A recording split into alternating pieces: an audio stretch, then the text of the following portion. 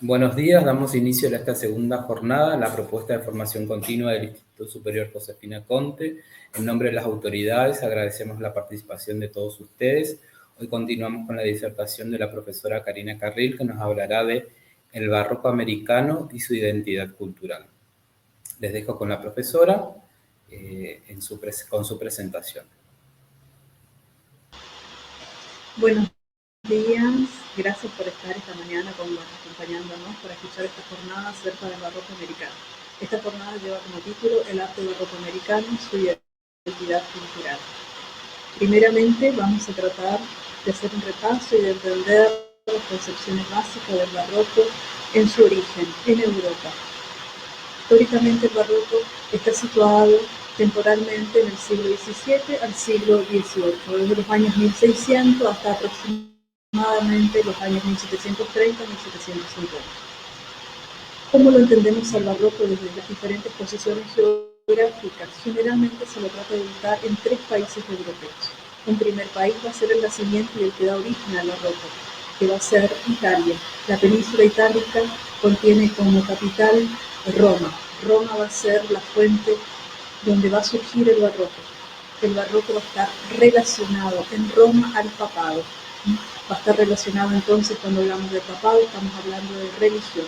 Y si hablamos de religión, estamos hablando justamente de lo que significó las consecuencias de la reforma y la contrarreforma. De la reforma presentada a través de Lutero, de Calvino y de los anglicanos. Entonces vamos a tener 3 variantes de protestantismo.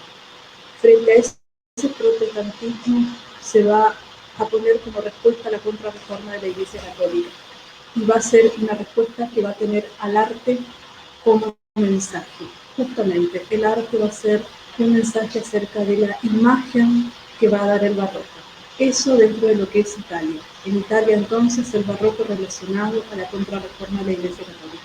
Si vamos a otro contexto geográfico, podemos situarnos en los Países Bajos, en Amberes, en Ámsterdam, en Brujas. ¿Qué tendríamos que estar hablando en los Países Bajos? ¿De qué contexto social, económico, sobre todo, del surgimiento y de la posición que van a tener la burguesía? Es una burguesía incipiente en manos comerciantes. Acuérdense, si recordamos, es el lugar donde se comercializa todo lo que sucede y viene desde Oriente, se traslada a Europa y se va o se recibe desde el nuevo continente descubierto, América Latina. Tenemos el barroco entonces de los Países Bajos. Vamos a otro barroco, el barroco relacionado a la monarquía absoluta. Tendríamos que estar hablando entonces de un barroco relacionado al absolutismo monárquico, los Luises, sobre todo Luis XIV. Entonces, contextualizando estos 3 países, los Países Bajos, Francia e Italia, podemos ver características generales. ¿Podemos incluir el barroco español? Sí, podemos incluir un barroco español. ¿Podemos incluir un barroco portugués también? Exactamente, podemos también incluirlo. Vamos a ver las características principales del barroco en Europa. Vamos a hacer este repaso porque nos van a servir ¿para qué? Para que podamos hacer un paralelismo con las características que va a tener el propio barroco americano. Comencemos. Es un barroco dinámico. El barroquismo presenta un dinamismo, exactamente, presenta un dinamismo que lo podemos ver tanto en la pintura, lo podemos ver en la escultura, lo podemos ver en la arquitectura. Es todo lo contrario a lo que nos mostraba el Renacimiento, que era quietud, que era mesura, que era tranquilidad. El barroco es teatralización, la puesta teatral de todo un escenario, todo está para convencer al espectador. Espectacularidad. Es un espectáculo lo que monta el barroco. El barroco está montando algo para convencer al público y obviamente tocando la emocionalidad. Hay que conmover al espectador. Podríamos hablar en una palabra, el patos del barroco. El patos tiene que ver con la emoción, con la pasión, con poder demostrar la emocionalidad. El horror vacui es el horror al vacío, ese hecho donde es tan tangible que no puede quedar ningún espacio en blanco. Todo se tiene que estar cubriendo, ya sea de ornamentación o de decoración. Hay tensión, totalmente lo contrario a la tranquilidad que nos proponía el Renacimiento. Obviamente la representación de la pasión, como les decía, y los temperamentos anteriores. Nosotros podemos ver, sobre todo en las esculturas, en el bulto de imagen, podemos ver cómo nos transmiten los santos de la Iglesia Católica la emocionalidad que están sintiendo, si están siendo crucificados, si están siendo atacados. Si están a punto de morir, no puedo llegar a identificar el dolor que están sintiendo, es el pathos. Búsqueda de contraste, hay contrastes muy marcados, hay contrastes abruptos. Por ejemplo, en pintura, el claroscuro, lo que se conoce como el tenebrismo. En escultura, la concavidad y la convexidad, las entradas y las salientes. Hay centros múltiples.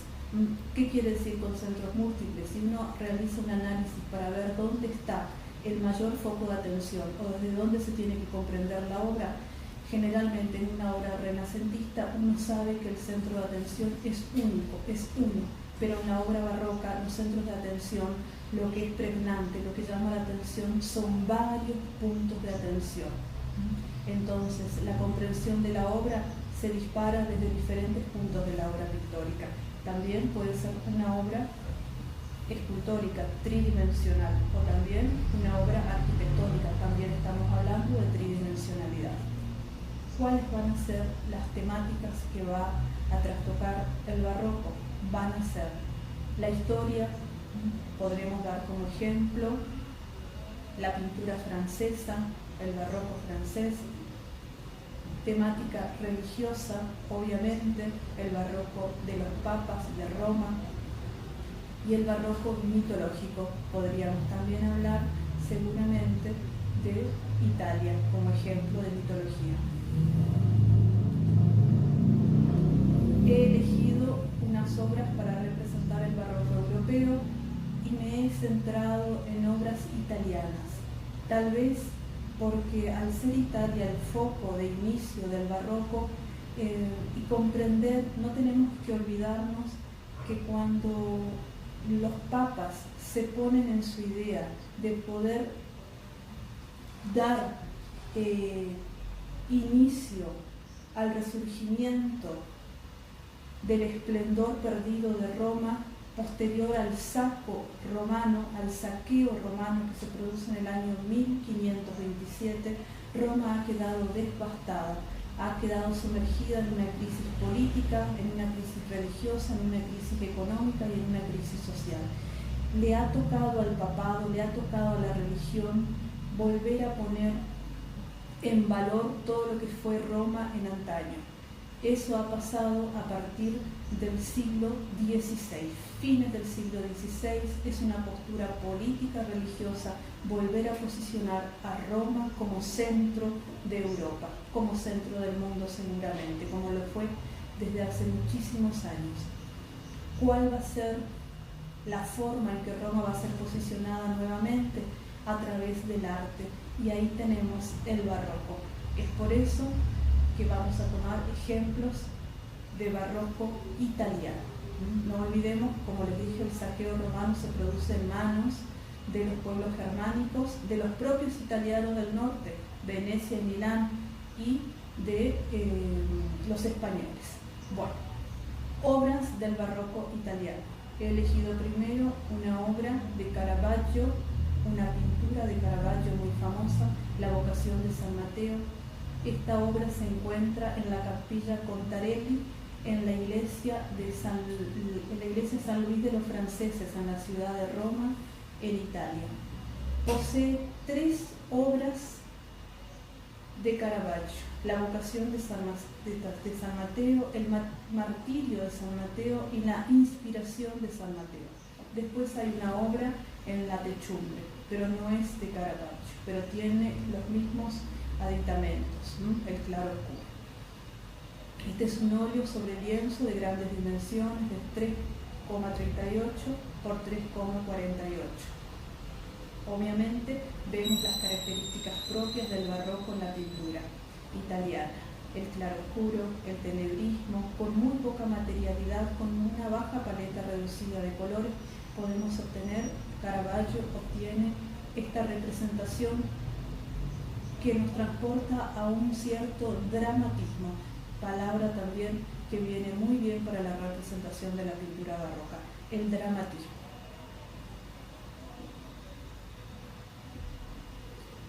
Otra obra de un artista italiano, Bernini. Bernini ha sido escultor, ha sido arquitecto. Acá nos presenta el baldaquino, el famoso baldaquino de San Pedro en la basílica de su mismo nombre en el Vaticano, en la ciudad de Roma, ciudadela del Vaticano. El baldaquino, fíjense, es una escultura, prácticamente una escultura arquitectónica, ¿no? Es una mezcla o una fusión de los dos. Este baldaquino se encuentra en la parte de la crucería de la basílica, está en la parte cercana al altar. Debajo del baldaquino se encuentra el sepulcro de San Pedro, el discípulo de Cristo, el que va a erigir la primera iglesia.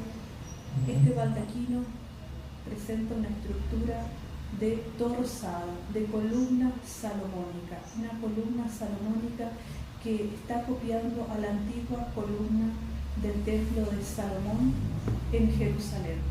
Es una columna salomónica que presenta un cuerpo fuste en forma de torso, se tuerce, ¿no? Es una forma helicoidal. Eso es algo característico de la arquitectura barroca. Fíjense que la materialidad es bronce ennegrecido, bronce ennegrecido con piedra también y madera.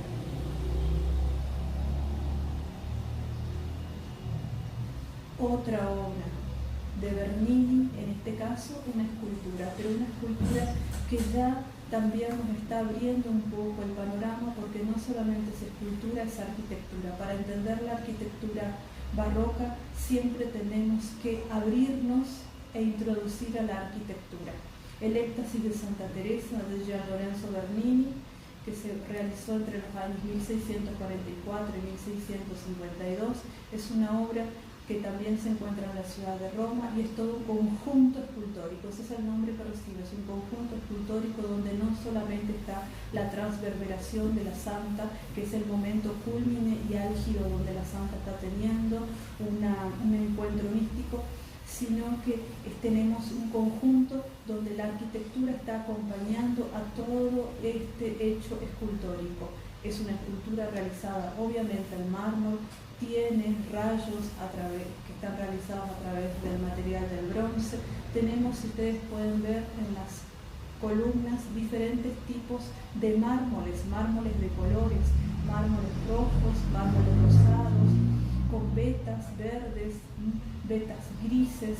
Si uno pudiera ampliar todo esto en fotografía, podría ver que no solamente tenemos esculturas, sino que tenemos todo un conjunto que va acompañando. Y para terminar, vamos a ver estas características y presentaciones que estamos viendo del barroco europeo. He elegido a Borromini. Borromini, que va a ser un arquitecto, en este caso nos muestra una iglesia de pequeñas dimensiones, muy pequeña, que se la suele llamar San Carlino o San Carilino, es San Carlos de las Cuatro Fuentes. Se llama así de las Cuatro Fuentes porque está en una esquina muy famosa de la ciudad de Roma, donde en esas cuatro esquinas hay fuentes de agua. En cada esquina hay una fuente de agua, y en una de esas esquinas donde hay una fuente de agua, al lado, si pueden ver en la imagen, ven que a la izquierda está la fuente de agua y a la derecha se encuentra erigida la iglesia San Carlos o San Carilino. Pueden ver que es una iglesia que en su arquitectura presenta salientes y entrantes, curvas y contracurvas. Es una pared en movimiento, es propio de la arquitectura. Hay medallones en la parte superior, tenemos dos partes, una inferior y una superior. Hay un dinamismo, son paredes dinámicas en movimiento. Hay nichos hay columnas gigantes de orden gigante, hay volutas, hay guirnaldas, hay rodeos vegetales, hay todos diferentes elementos que son propios de la arquitectura barroca. Y ahora sí, después de este breve repaso que hemos hecho del barroco europeo, vamos al barroco americano, que es el tema de esta jornada. El barroco americano es un barroco que va a surgir después de la conquista americana. ¿Cuándo comienza la conquista americana? La conquista americana va a comenzar cuando se descubre América, en el año 1492. Aquí yo he puesto una imagen que no retrata ese momento, no retrata la llegada de Cristóbal Colón en las naves a los puertos de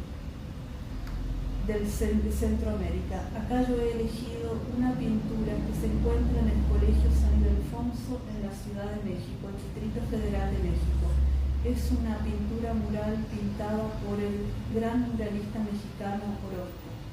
Orozco retrata un momento de muchísima discusión para el pueblo mexicano. ¿Por qué? ¿Cómo ven esta obra? ¿Cómo siente el pueblo mexicano la representación? ¿A qué le traslada la representación y la significación de la Malinche? ¿Cómo la ven a la Malinche? A la aborigen, a la india, a la americana, como una traicionera hacia su propio pueblo americano, como la unión de dos pueblos, la unión de Europa y de América, o como alguien que tuvo que vivir el contexto y hacerlo porque lo tenía que hacer y a alguien le tenía que tocar.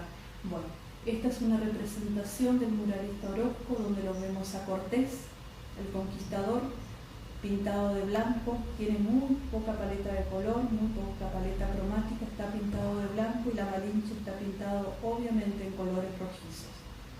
Entonces, podríamos preguntarnos y decir seguramente si aquí nace el mestizaje americano, una obra de uno de los grandes muralistas, como les dije.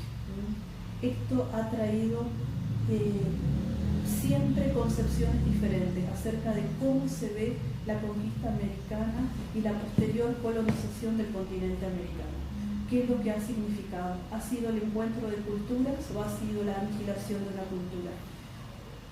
Yo hoy voy a hablar acerca de una palabra y de un término que tal vez nos deja más tranquilos al pensar que hay un sincretismo, que ahora lo vamos a desarrollar.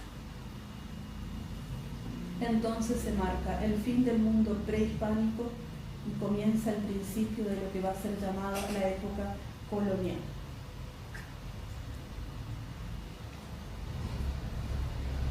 El arte es la nueva arma. Podríamos ponerla como una pregunta, podríamos ponerla como una afirmación y entender que el arte, la imagen, en el arte, la imagen juega un papel preponderante y en América la imagen ha tenido un peso político, ha tenido un peso artístico muy importante, insoslayable el peso que ha tenido. He puesto para representar esto que si el arma es el arte es la nueva arma, una pintura de un anónimo potosino.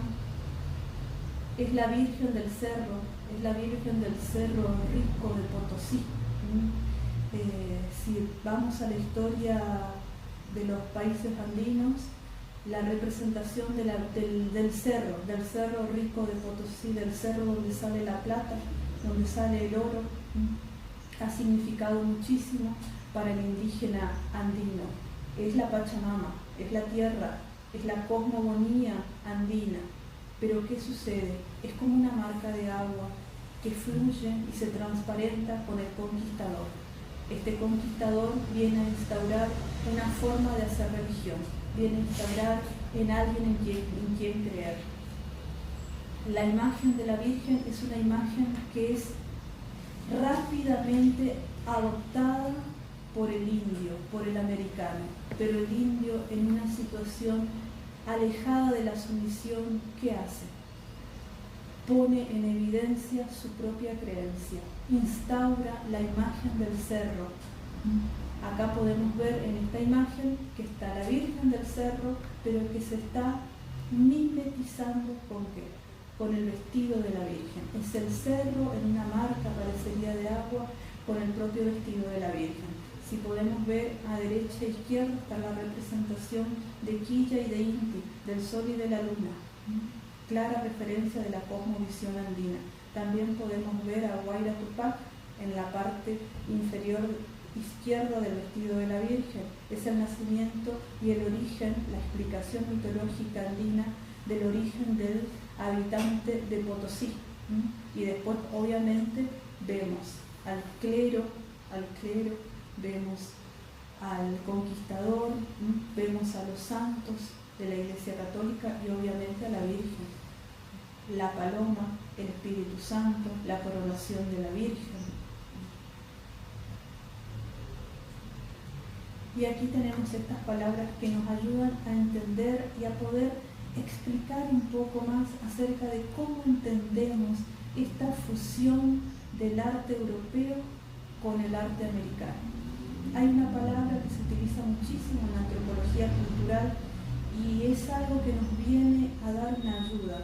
Esa palabra nos puede llegar a ser abarcable la cultura europea con la cultura americana, con la cultura prehispánica, ¿no? La cultura europea con la prehispánica. Si nosotros hablamos de sincretismo, que es un término de origen griego, sincretismo, es más, tiene incluida la palabra Creta. Creti viene de Creta, es una palabra griega. De los antecesores del arte griego los tenemos ¿a quién? A los cretenses. Bueno, sincretismo tiene su origen más que nada griego y cretense. ¿Y qué quiere decir esta palabra? Quiere decir conjuntamente, conjuntamente. Ahí es lo que se da, conjuntamente aparece el arte barroco europeo conjugado o en conjunto con el arte precolombino. Y en esa conjugación tenemos una simbiosis, tenemos una fusión, tenemos una mezcla, tenemos una unión. Y esa unión es lo que se llama sincretismo. Y así nace el barroco americano. El arquitecto Ramón Gutiérrez, un arquitecto muy conocido argentino, que debe ser uno de los historiadores, una de las personas que más sabe de la arquitectura latinoamericana, Ramón Gutiérrez suele decir que no podemos hablar de un solo barroco, tenemos que hablar de varios barrocos, de muchos barrocos. Vamos a ver las zonas en que se da en América el barroquismo, ya lo vamos a ver. Bueno, la conquista, ¿por qué he puesto conquista simulada? Pensemos, ¿realmente ha ganado el conquistador con la imposición de la imagen religiosa? ¿O el aborigen, el indio, el americano, ha sabido resistir, ha sabido mantener su identidad cultural? ¿Persiste de alguna manera la visión americana dentro de lo que es la visión europea? Pues sí que existe, si no, no existiría el barroco. Hay restos en el arte barroco americano, hay restos de un sometimiento cultural, pero restos al fin. Didáctico y sumamente relacionado a la visión religiosa, ya lo fue a lo largo de 1000 años, de 10 siglos en la Edad Media, fue didáctico, el arte fue alfabetizante, catequizante. Lo mismo va a pasar en América. En América las imágenes van a catequizar, las imágenes van a adoctrinar, han servido como un arma, han servido como la mejor arma. El conquistador ha entendido que no solamente las lanzas, que no solamente los arcabuces, que no solamente la pólvora podía domesticar al americano, lo podía domesticar a través del uso de la imagen. Las imágenes tienen poder.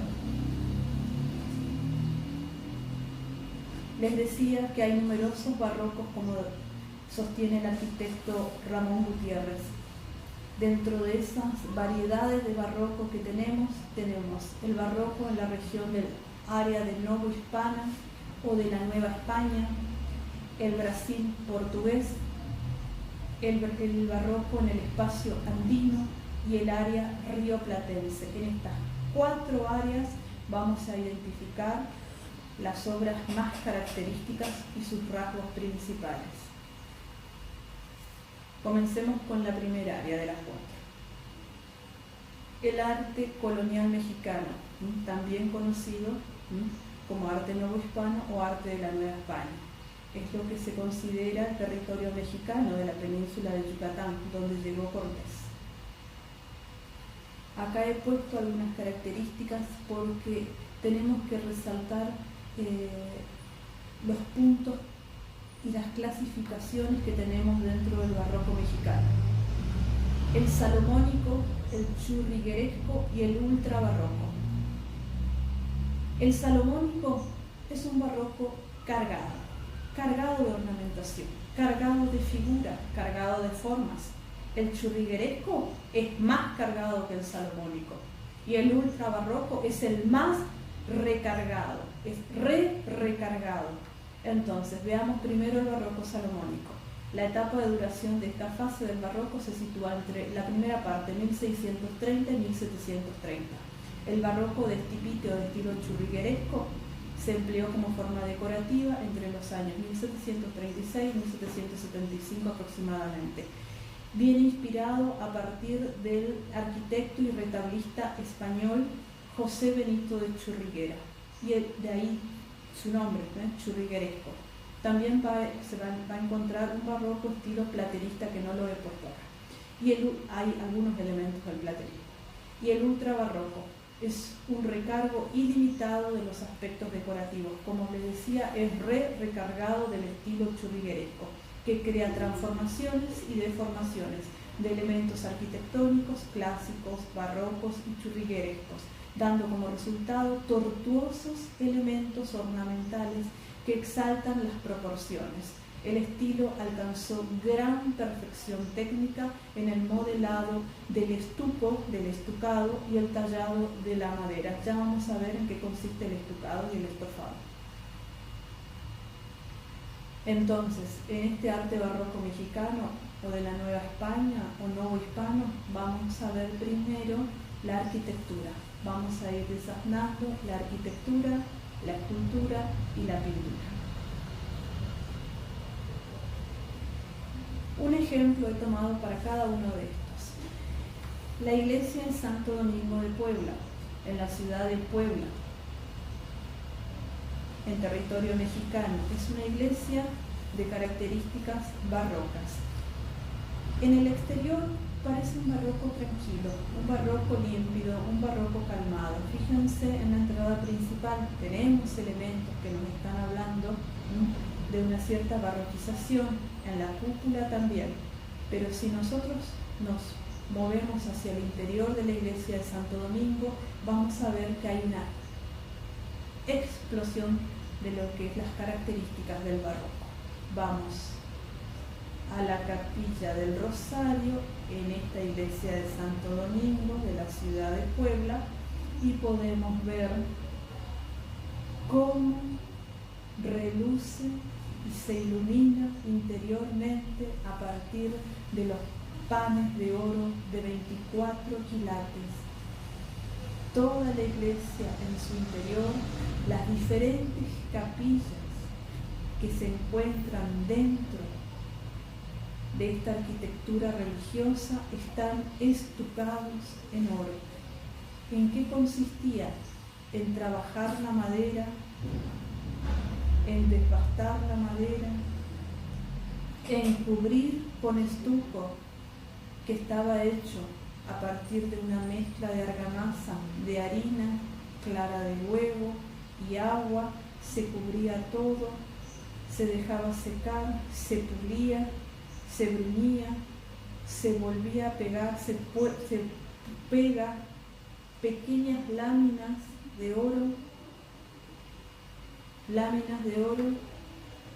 que después se pulen para que salga brillo y después se la estofa para que sean pintadas nuevamente, y de esa manera van apareciendo todo este trabajo de un preciosismo y de una jerarquía realmente que nos deja azorados. Esta capilla del Rosario, dentro de lo que es la iglesia, les decía, del Santo Domingo de Puebla, está considerada por algunos estudiosos como la octava maravilla, o se la conoce como la capilla de oro, porque todo lo que está ahí es oro. También encontramos pinturas barrocas mexicanas, que en la zona superior también tiene azulejería, donde también se encuentran tallados las cabezas de los querubines. Obviamente la pintura también es una pintura de tinte tenebrista, claroscura. Fíjense en el techo, la cúpula está toda trabajada con esculturas que están adosadas al techo. Es escultura adosada a la arquitectura, sirven como ornamentación y como decoración.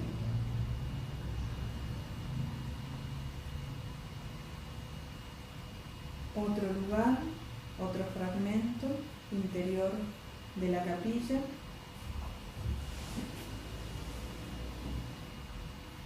Pueden ver una serie de santas y ángeles. Hay más de 70 ángeles representados. Veamos ahora la escultura. La escultura de los siglos XVI y XVII también es una escultura que sirve para la decoración, y obviamente hay estatuaria de bulto. ¿Qué materiales se van a trabajar? La piedra y la madera. La madera policromada. Acá tenemos un ejemplo de madera policromada, Santa María de Tosanitla, en la ciudad de Puebla. Si podemos observar bien el detalle, nos daremos cuenta que es la representación del conquistador español, con su casco, con los ojos grandes. Esta es en la ciudad de Guanajuato, es la parroquia antigua de Salamanca de Guanajuato. También todo dorado, panes de oro. Fíjense, lo que estamos viendo acá es el retablo. El retablo es una parte de lo que sería el interior arquitectónico de una iglesia. El retablo barroco es toda una temática dentro de lo que es los lenguajes del barroco. El retablo lo vamos a tener tanto en los países andinos, lo vamos a tener el retablo en el exterior, ya es fachada de edificio, y en el interior es la zona del altar. Acá tenemos un detalle, un fragmento de la basílica, de la Catedral Basílica de Zacatecas, de la ciudad de Zacatecas. Está hecho todo en piedra rosa. Pintura. Veamos pintura. La pintura conserva el claroscuro. Se aprecia obviamente la influencia española, italiana y flamenca. Hay escenas religiosas muy elaboradas. La mayoría de los autores o de los pintores son anónimos, no nos han llegado los nombres porque no han firmado las obras. ¿Con qué se pintaba en un principio? Y se va a pintar con las tintes que se originaban a través del mundo mineral, del mundo vegetal. Y la tela que se utilizaba eran de trama áspera e irregular. Sobresalen las series, o sea, los conjuntos pictóricos de cuadros que sirven para adoctrinar. Obviamente se lo utilizan mucho para la decoración de los claustros religiosos. Recordemos que una de las premisas de la contrarreforma de la Iglesia Católica va a ser la instauración y la creación de diferentes órdenes religiosas. A América van a venir los dominicanos, van a venir los benedictinos, van a venir los jesuitas, ¿no? Los jesuitas. Bueno, son obras colectivas dirigidas por un maestro. La forma de trabajar que tenemos, que se tenía en la América colonial, van a ser a través de gremios que van a agrupar a pintores, a escultores, a arquitectos, adoradores. Todos los roles van a tener un gremio, que son los encargados de ¿qué? De controlar la materia prima, de controlar la terminación, de controlar los contratos. Es muy importante el trabajo de los gremios en la América colonial, en el arte colonial americano.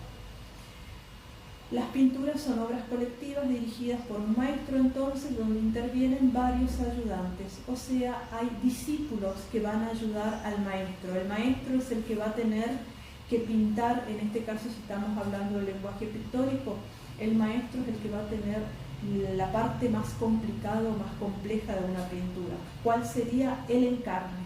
El hecho de pintar la piel va a ser el trabajo más complicado. La piel, el rostro.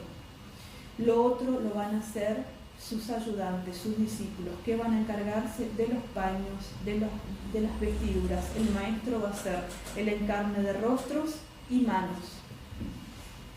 Acá vienen los gremios que les decía, que son los encargados de controlar todo el proceso de la hechura, de la realización, de la manufactura, de la fabricación de las obras pictóricas. Y aquí he puesto las pinturas de castas. Las pinturas de castas es un tipo de pintura, es un género. La pintura de casta es un género que lo tenemos en América, en la América colonial. La pintura de castas no está como género en Europa, pero sí se produce su creación aquí, en territorio americano. ¿De qué trata la pintura de castas? Trata justamente de la mezcla, porque si hay un sincretismo que tenía que ver la fusión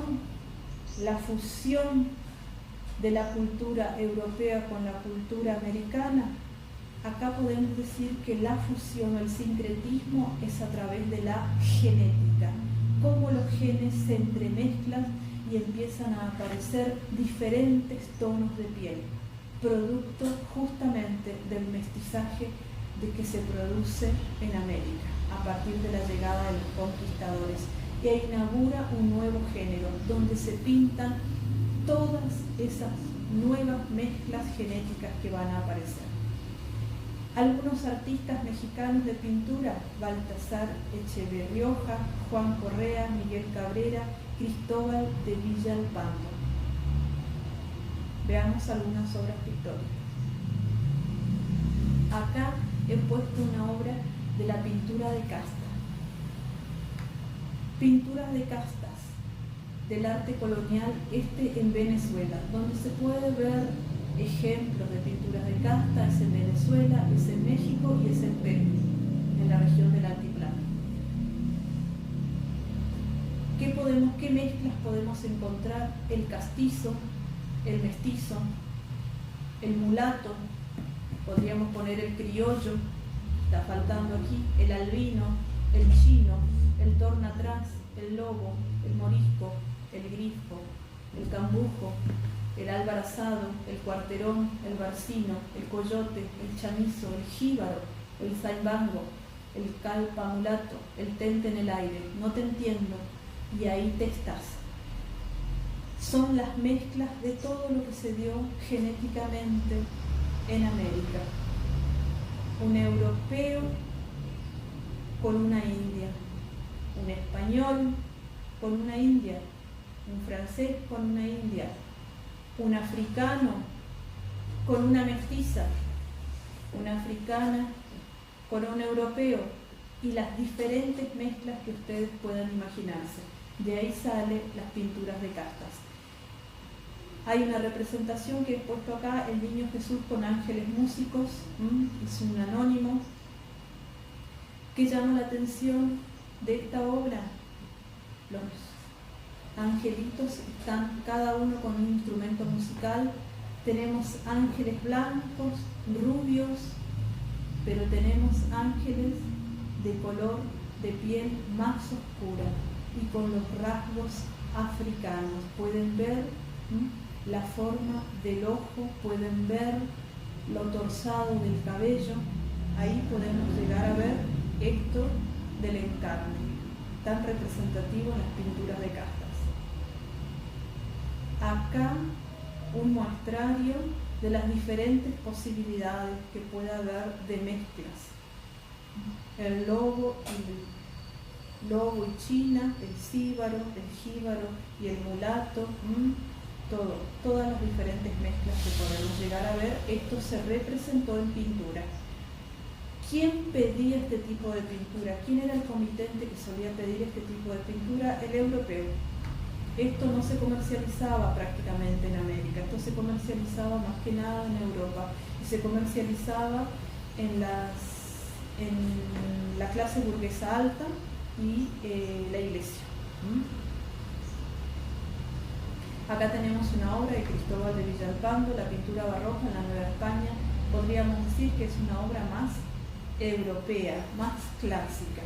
La representación de la Virgen mirando hacia arriba, la representación de los ángeles, todos muy europeos. Y acá podríamos ver el grabado. ¿Por qué vamos a ver el grabado, este lenguaje artístico? Porque el grabado es un recurso, es una fuente iconográfica para la pintura y para la escultura, si se quiere, barroca americana.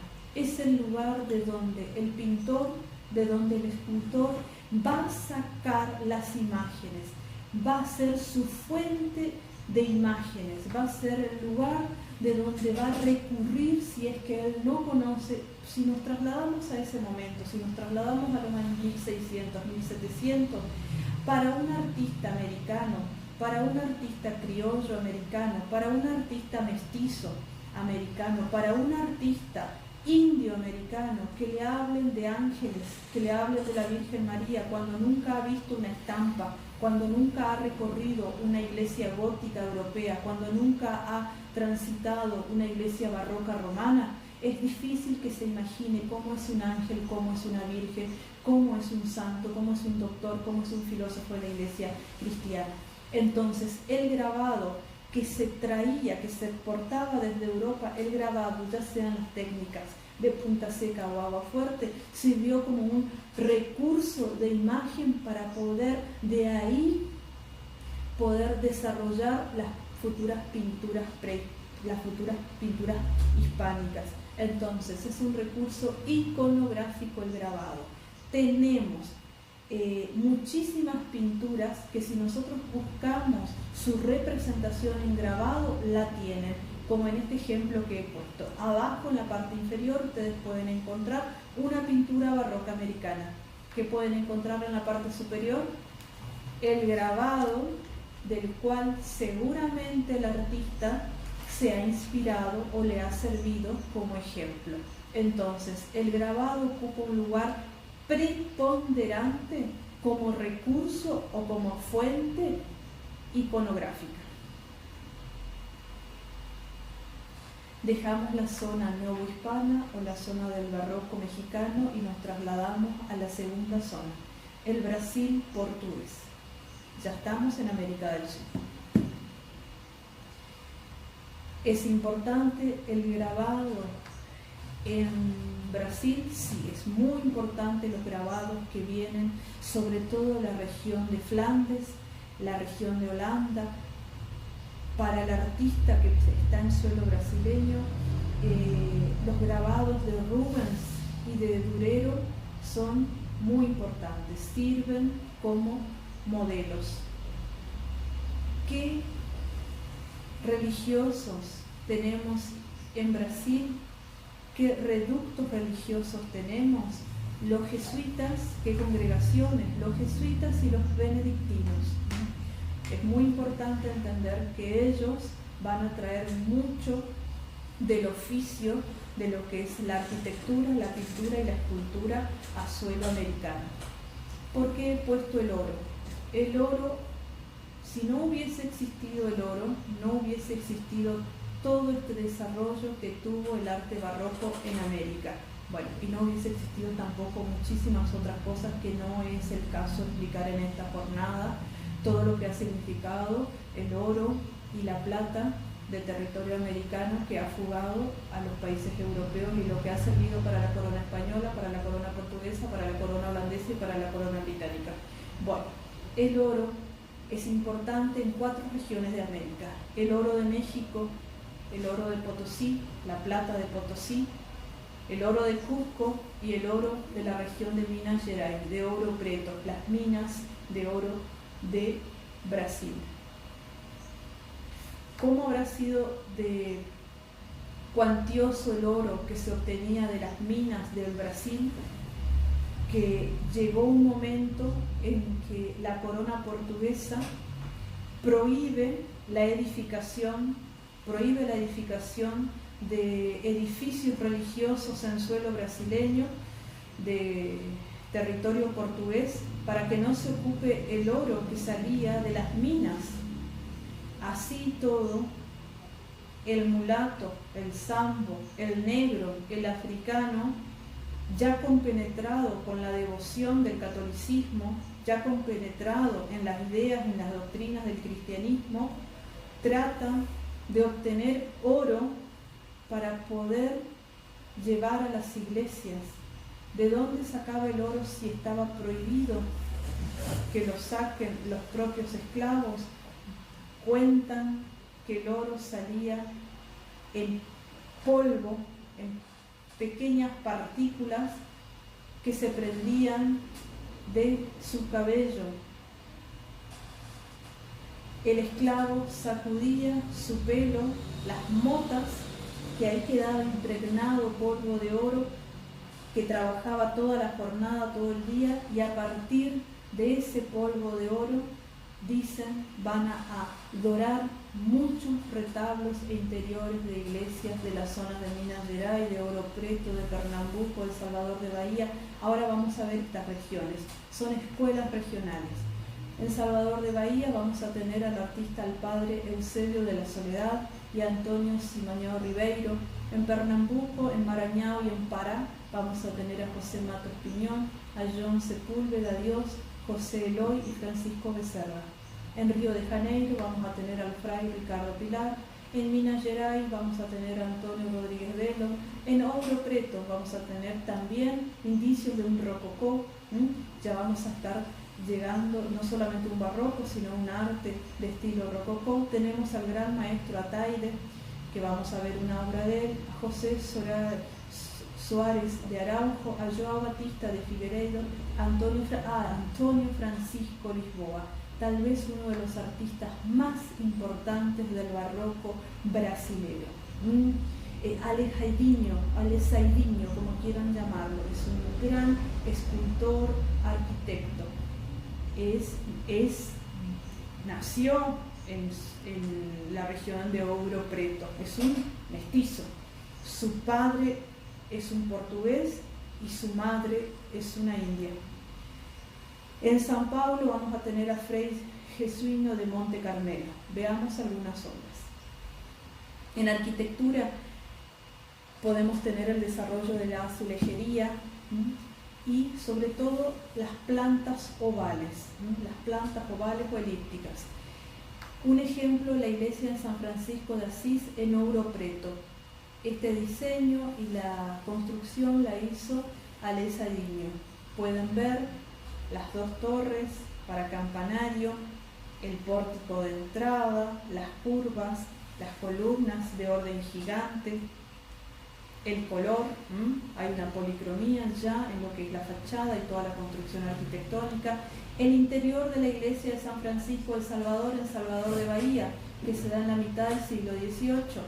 También todo un estucado de oro, de dorado, de oro, de panes de oro. En escultura, en el siglo XVII la escultura fue muy modesta en la región brasilera, pero se va a volver mucho más profesa y desarrollada en el siglo XVIII. Será una explosión de habilidad y riqueza. Artistas, el mulato Francisco de Llagas, Antonio Francisco Lisboa, Aleisa Diño, como les había dicho. Veamos ejemplos de Aleisa Diño. Ejemplos de Aleisa Diño vamos a tener,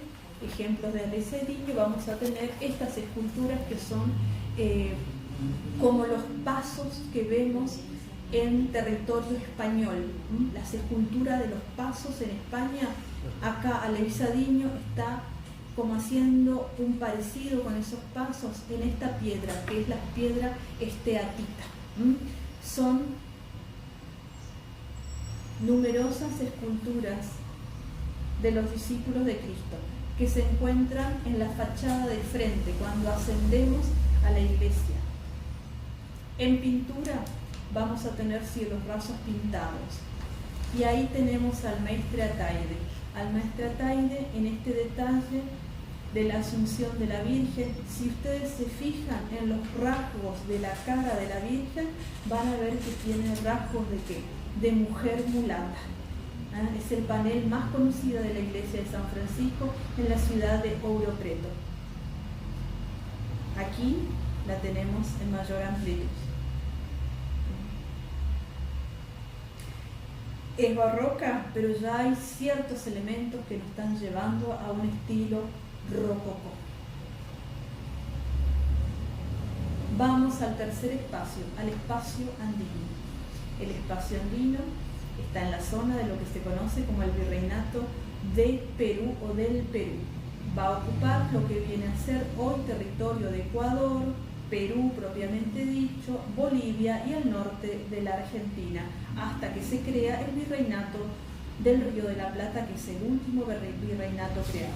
Bueno, para el Virreinato del Perú, creo yo, uno de los más desarrollados dentro de lo que tiene que ver con la pintura barroca, mestiza, vamos a encontrar entonces diferentes escuelas. Las escuelas de Lima, las escuelas de Cusco, la de La Plata, la de Potosí. Podríamos poner la escuela de Quito. Escuelas menores, la de Trujillo, la de Cajamarca y la escuela del Collado. ¿Qué influencias ha tenido este barroco, por ejemplo, en la escuela de Cusco? La característica más importante tal vez es su paleta colorida, una gran variedad de cromatismo. Artistas: Diego Quispetito, Basilio de Santa Cruz, Marcos Zapata con P, Mateo Pizarro. Para la escuela potosina vamos a tener la característica del tenebrismo, una gran influencia del tenebrismo de Caravaggio, sobre todo un tenebrismo italiano. Artistas: Francisco Herrera y Velarde, Francisco López de Castro, resaltando la obra de Melchor Pérez Holguín Flores, Luis Niño Gaspar, Miguel Berrio y Laguna. Acá uno podría hablar realmente de un barroco mestizo. ¿Por qué digo realmente? Porque los historiadores nombran que en esta región se da este tipo de barroco mestizo. Es un barroco que surge en la región del altiplano, en una región que va muchos metros sobre el nivel del mar. Si vamos a Cusco, tenemos un ejemplo, un anónimo, la Virgen Niña Hilandera del siglo XVII. En Potosí, una obra de Pérez de Holguín, la Virgen de la Leche, que se encuentra en el Museo de la Paz Bolivia, en el Museo Nacional de Arte. Fíjense que hay una influencia, dice ahí, de Zurbarán, una gran influencia. A ellos les llegan obras de Zurbarán, porque se exportan obras de Europa, de España, de Francia, se exportan obras que llegan a las grandes capitales virreinales de América. Tenemos la obra anónima que ya les había hablado, la Virgen del Cerro, la Virgen del Cerro Rico de Potosí. Aquí tenemos una representación del Cerro de la Plata de Potosí. La he puesto para que ustedes puedan ver que estamos manteniendo la forma del vestido de la Virgen. Fíjense los socavones que tiene, para las hendiduras que tiene el cerro para poder extraer los metales preciosos. Y acá hay una obra, es una pintura, pero es una pintura muy llamativa, es una pintura que ya va a una cuestión de recargo de elementos que es muy particular. Esta obra está en la Catedral de Sucre, no se puede sacar fotos. Sucre es una ciudad en el altiplano boliviano. Se lo conoce Sucre como la Ciudad Blanca. Sucre también ha tenido el nombre en la época virreinal de Chuquisaca, Charcas, Chuquisaca, Sucre, Nuestra Señora de Guadalupe. Es un óleo del año 1601, lo ha pintado Diego de Ocaña, pero fíjense qué ha quedado del óleo. Solamente tenemos pintura en la zona del rostro de la Virgen, de la mano de la Virgen y del Niño Jesús. El resto de la pintura ha sido llenada con incrustaciones de piedras preciosas y semipreciosas, de perlas cultivadas, de un trabajo de bordado, de incrustaciones que se hacen. Fíjense cómo la pintura como un óleo, como nacida desde un óleo, va sufriendo una transformación hasta transformarse prácticamente en algo bidimensional a algo tridimensional. Ahí está la obra completa. Es una obra que no se la puede ver, si ustedes la buscan, si la pueden buscar en internet, es una obra que no aparece mucho porque justamente no está vedada sacar fotografías. Escultura de la región andina. Hay temas que van a marcar toda la estatuaria andina. Los temas de la pasión, la crucifixión, el Cristo de la columna, el Ecce Homo y el Nazareno. ¿Qué escultores artistas tenemos? Diego Quispetito, Tomás Taira Tupac y Francisco Tito Yupanos. Una obra emblemática que se encuentra en la Catedral de Cusco es el Cristo de los Temblores.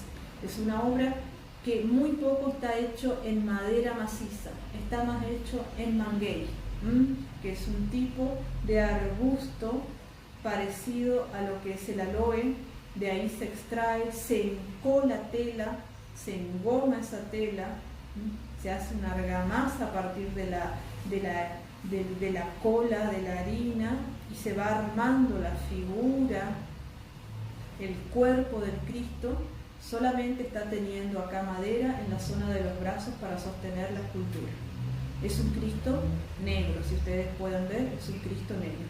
Es el Cristo de los temblores que se ha sacado en la época colonial, cuando había muchos movimientos de tierra en la región andina de Cusco.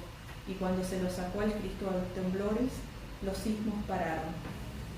Todo esto se retoma en la Semana Santa, cuando se da vuelta a la Plaza de Armas.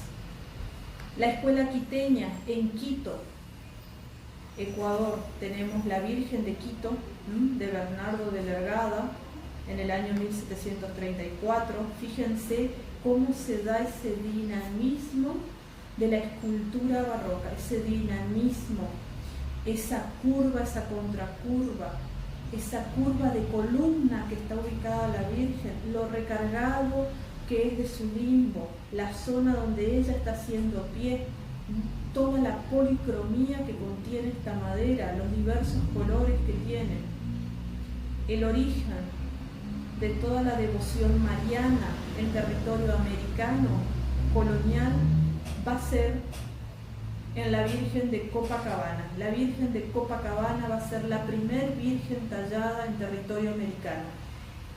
¿Dónde se talló? Se presume, lo tallaron en la región de la isla o del Copacabana. Es una ciudad que se encuentra enfrente del lago Titicaca. Si ustedes pueden ver ahí la imagen, enfrente está el agua, está el lago Titicaca, y ahí está una procesión con la Virgen de Copacabana. Dice la leyenda que esa Virgen fue tallada por los aborígenes, por los indios de la región de Copacabana, pero era tenía un cierto feísmo, se dice, y después, por milagro divino, la Virgen se convirtió en una mujer bella. Y esa es la imagen que se encuentra en la iglesia de Copacabana.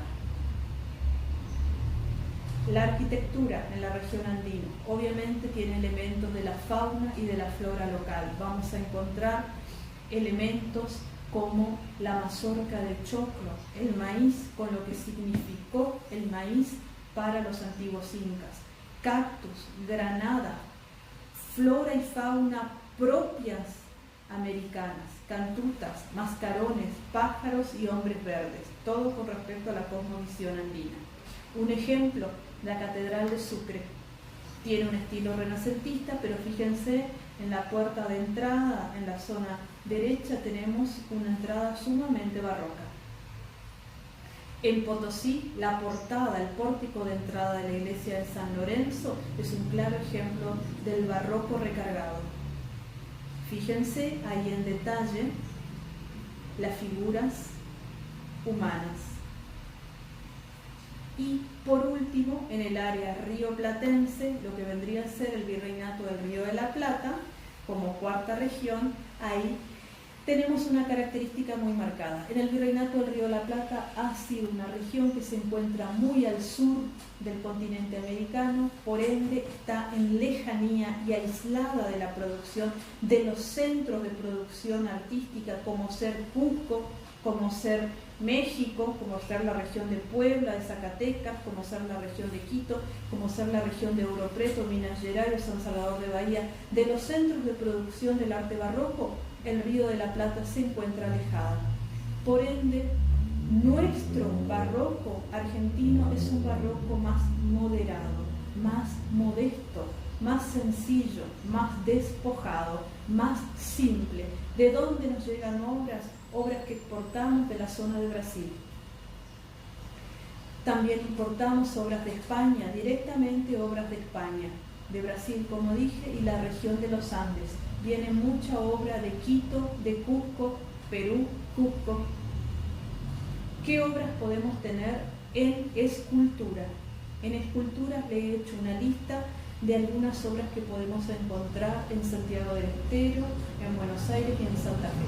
Nuestra Señora de las Nieves en San Ignacio, Buenos Aires, Santa Catalina de Siena, Santa Catalina, Córdoba. En la región cordobesa, por haber sido una de las misiones jesuíticas, tenemos, por haber sido asentamiento de los jesuitas, tenemos muchos ejemplos. La Inmaculada Concepción de la Iglesia de Santo Domingo en Santiago del Estero, el Niño Jesús que se conserva en el Museo Histórico Nacional, otra escultura, y el San Ignacio del Colegio de la Inmaculada Concepción en la provincia de Santa Fe, en la ciudad de Santa Fe. Arquitectura, la arquitectura también. La arquitectura es modesta, es sencilla, vamos a ver unos ejemplos, tiene influencias, sobre todo influencias españolas, influencias de la España que se traducen aquí en una arquitectura colonial. ¿Dónde podemos encontrar ese tipo de arquitectura colonial? En Salta, en Córdoba, en Jujuy, en Buenos Aires y en Santa Fe. Veamos un ejemplo de las reducciones jesuíticas en la zona cordobesa. La iglesia de Santa Catalina, mediados del siglo XVIII. Un tipo de arquitectura colonial propia de la región de las 4 regiones que tiene Jujuy, Yunga, Quebrada, Valle y Puna. Acá nos estamos posicionando en la región de la Puna. La iglesia de la Virgen de Asunción, cuya patrona es Santa Rosa. En la iglesia podemos ver que es un claro ejemplo de una arquitectura colonial. Ahí están celebrando el toreo de la Vincha, un acontecimiento único en América. También es un sincretismo, es una apropiación del toreo que hay en España. Otra iglesia, Nuestra Señora de Belén en Susques, en la ciudad de Susques, pleno altiplano jujeño argentino, Puna jujeña, tenemos el techo a 2 aguas, a partir de carbón, tablas de carbón, madera de carbón, con torta de barro y paja. El campanario, que es una torre modesta. Pintura en el Virreinato del Río de la Plata. También nos tenemos que trasladar a la región de los Andes argentinos. Ahí estamos viendo a Marcos Zapaca, ¿no? Marcos Zapata, que yo había hecho la diferenciación. Marcos Zapaca, un pintor que se considera que fue boliviano, pero que trabajó en tierra argentina. Se pasaba de territorio boliviano a territorio argentino. Trabajó mucho para lo que va a ser la zona del Yavi, del marquesado del Yavi, el único marquesado que hubo en la República Argentina y que existió en la quebrada de Humahuaca, en territorio jujeño. Ahí tenemos una pintura de los profetas en la iglesia de Humahuaca, Jujuy, Argentina. Otro pintor con reminiscencia cusqueña va a ser Mateo Pizarro. Mateo Pizarro. Y Los Ángeles, una representación muy particular de estas deidades. Estas deidades celestiales tienen una representación que es única. Este tipo de representación solo la encontramos en la región de los Andes, los encontramos en la región de Cajamarca, en Perú, los encontramos en la región de la Argentina. La Argentina tiene dos lugares donde podemos llegar a encontrar en la quebrada de Humahuaca. Acá estamos en la ciudad de Uquía y la otra es en Casabindo. Acá tenemos un ángel arcabucero, es una representación muy particular de cómo ve el artista mestizo, el artista americano, cómo se imagina a un ángel. Nunca ha visto un ángel, nunca presenció un ángel representado en la pintura, en la estatuaria europea. Bueno, él hace una apropiación de lo que él considera que es un ángel, pero es un ángel que está armado.